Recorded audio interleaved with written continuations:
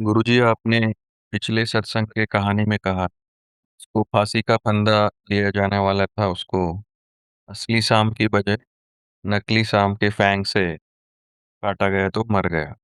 तो अभी मुझे लग रहा है कि मेरा नाम रूप सुख दुख स्टोरी, ये जो भी मन की कहानी है, ऐसे ही मैं मिथ्या स्वरूप को ही मैं मानकर उसकी कंटिन्यूएशन कर रहा हूँ।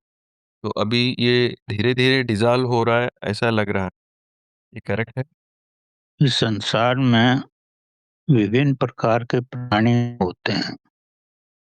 हर एक की मनोदशा अपनी अपनी है।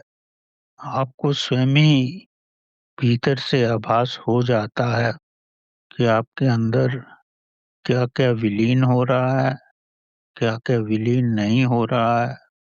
एक दिन विलीन हो जाता है, दूसरे दिन फिर आ जाता है। इस संसार में कुछ भी स्थायी नहीं होता, क्योंकि सब कुछ ही तो बदल रहा है, सब कुछ ही तो घूम रहा है।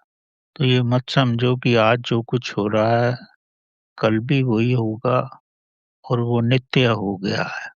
नित्य तो परमात्मा ही है।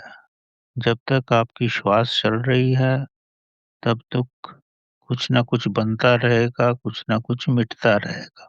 लेकिन अगर आप अपने भीतर से एक प्रकार की शांति का अनुभव करते हो और आप जानते हो जब अशांति होती है तो मैं शांति अपने अंदर कैसे ले आता हूँ, तो यही एक महान उपलब्धि है। क्योंकि प्रतिपल सब कुछ बदल रहा है। किसी को भी स्थायी लेके मत चलो, प्रभु के साथ रहो। जब बदलाव होता है तो अपना प्रयत्न करो और प्रभु का सहारा लो। वही उचित पद्धति है। वही जो आपके भीतर से आ रहा है वो उस पल के लिए ठीक हो सकता है। बाद में क्या हो ये कहना मुश्किल है। लेकिन अगर आप स्वयं को व्यवस्थित करना जानते हो तब जीवन में किसी प्रकार की भी कोई परेशानी नहीं होगी और धीरे-धीरे उन्नति होती रहेगी।